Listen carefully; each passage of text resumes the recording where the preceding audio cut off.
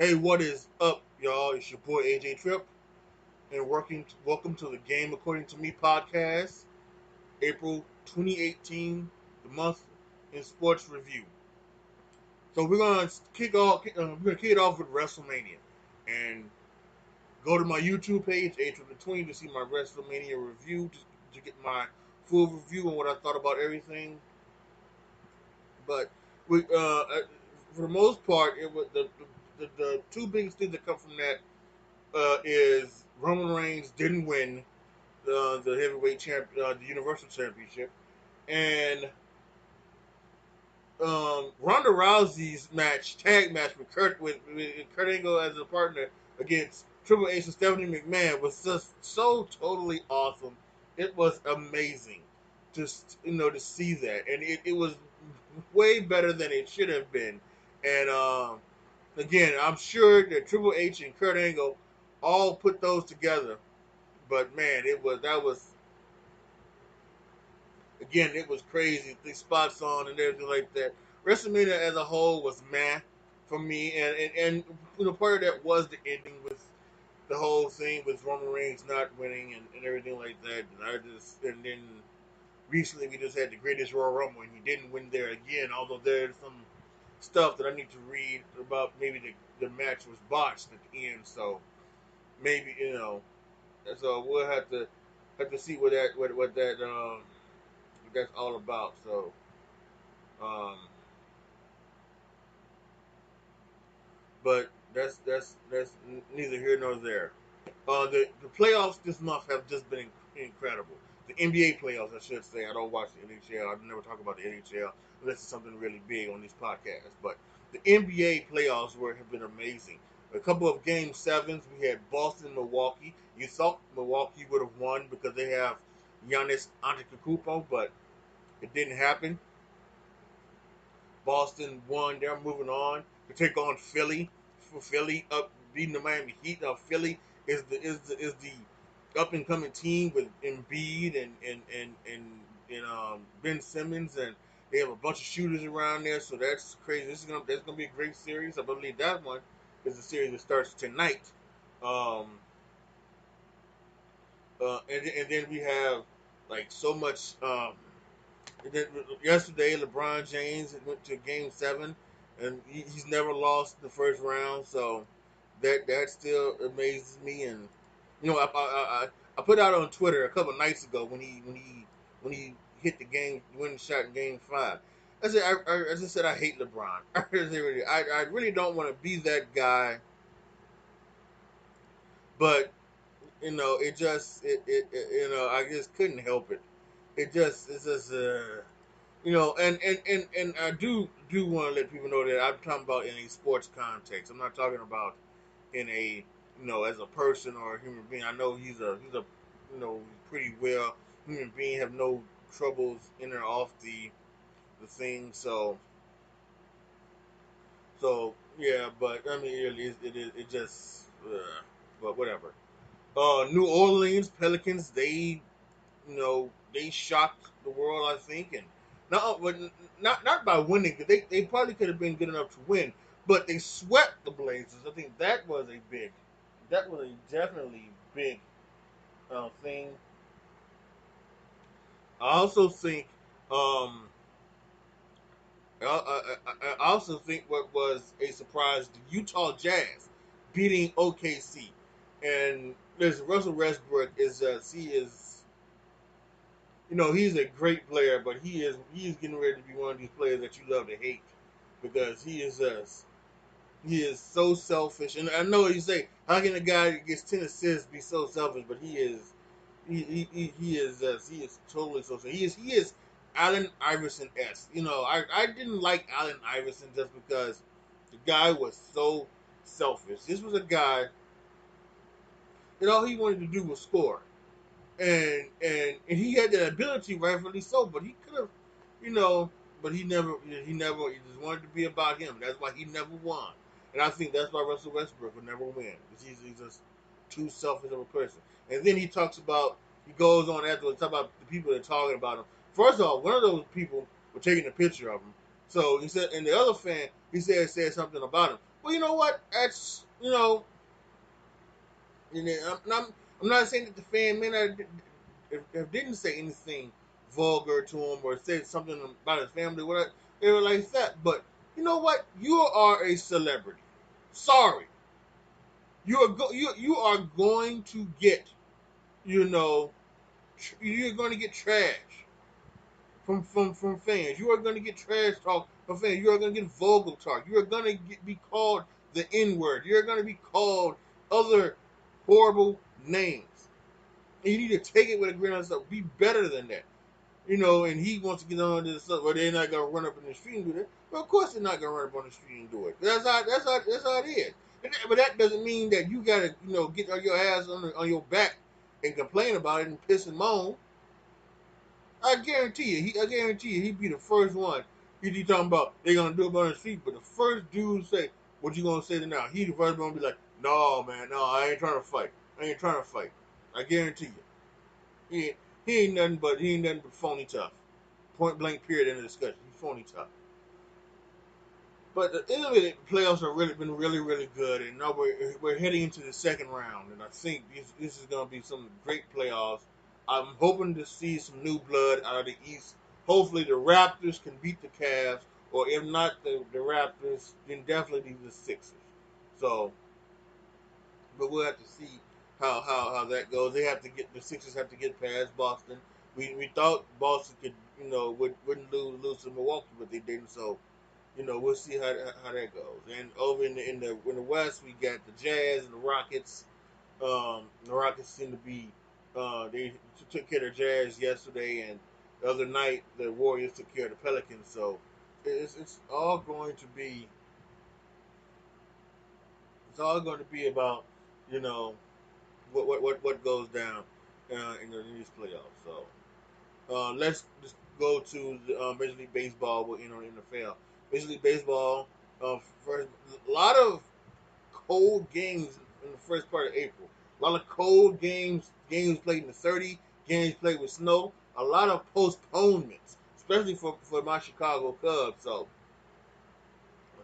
always that just ramped up a lot of talk about not only starting games in cities that have domes or in warmer climates, but also maybe the possibility of taking away some games. And I would be about that. I really would, and I think I've got the perfect thing. Let me break this down for you here. So what you would do is you would play. Let's just take the Cubs for example, right? Let's just take the Cubs for example. So what you would do is you would, you wouldn't do like you wouldn't play every team. You would play the teams in your in your league, and you would play your interleague rival. So what you would do is the 10 teams that are not in your division but are in your league, right, from the NL East and the NL West. You would play a home and home with them 3-game series, and then you would play your interleague rival, which would be the White Sox. You would play them home and home.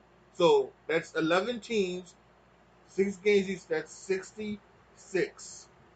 66 games. And so then what you would do now, you have those 66 games. So that now what you would do is that you would take those other teams, the teams in your division, and you would play 9 games at home and 9 games on the road for each of those 4 teams. Meaning you would play those 4 teams 18 times. So that's 4 times 18, that's 72, right? So then that equals up to 138. So there you go. You shorten the season from 162 to 138. And then there you go. That's your perfect season, right? I fixed Major League Baseball. I've done it. I fixed Major League Baseball. So make sure someone send this to what's the guy's name? Manfred Man. I don't. Rob Manfred. Send it to Rob Manfred. to send this to tell them that your boy AJ Tripp has fixed the Major League Baseball scheduling problem. Although, in all fairness, for me, I have no problem with them playing cold weather games. I think that's just what you have to do. You have to deal with it. But if they did shorten it, that would be even better. Now, it's been this last time talking about the NFL and the draft. And what, and, in particular the draft. We had some good free agency happened last month, and there was still some free agents that signed this month. I can't remember at this one time. But this is really about the draft that just happened this past weekend. And man, Baker Mayfield going one to Cleveland. It was, Adam Schefter, he reported it, and it happened. Saquon Barkley two to the Giants. That was, that was known. Then number three, Sam Darnold went to the Jets. And then four is the surprise. They took Cleveland with their second first round pick to Denzel Ward. And I was kind of shocked about that. You would think you would have took Bradley Chubb and had Myles Garrett and Bradley Chubb, wrecking quarterbacks. But they took the cornerback, which led to Denver taking Bradley Chubb, and they're going to have Von Miller and Bradley Chubb come off the edge. And then six was Indianapolis. They took Quentin Nelson, the Golden Domer. And then Buffalo traded up with Tampa Bay to go to seven, and they got Josh Allen. And we heard some of the stuff before the draft. Don't know who put it out. Don't know if it was somebody players camp, if it was a team's camp, what it was. But the tweets came out where there was obviously some stuff from they had racial overtones and had some um, gay slurs and things like that. That were, he said he was quoting songs, something like that. And he was a young kid, 13, 14 years old.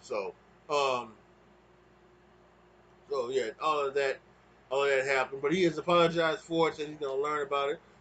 And really, I think we get so shit about it. We are so racially charged at this point in time that we just want to call each and everybody like a racist and things like that. And it's just not that way. So my Bears at 8 took Roquan Smith.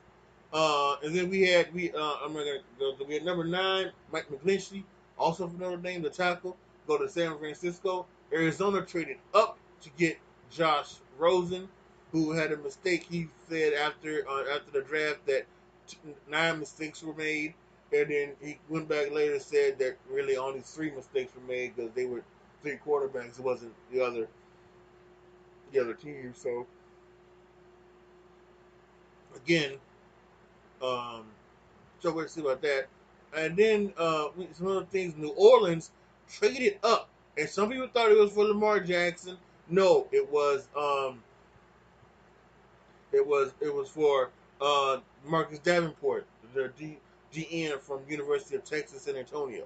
Then we had some other big things. We had some 2 brothers were taken in the first round, the Edmonds brothers, and then we had Ryan Shazier, who announced one of the Edmonds brothers picks. He walked on stage. That was a great moment.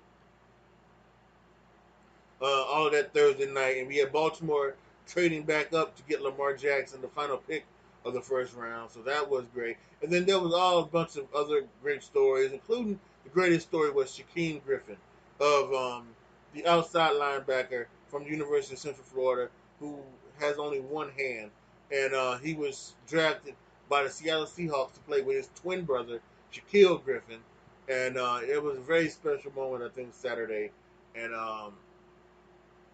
very inspiring, very touching, and everything like that. And once again, it was just a great. The draft is one of my favorite times of the year. I love it. I kind of wish it would still go back to the old way of just being on the weekend, Saturday and Sunday. But this is still good. This is primetime television, and they make a spectacle of it, and good for them. So, all right, everybody, post any comments down below to me what you guys think. Make sure you like the video and share the video. Make sure you subscribe to all the channels. All of my social media are down in the box below. So, as always, I'll see you next month for the review of May. Be good to each other, y'all. Be careful out there. And I am out.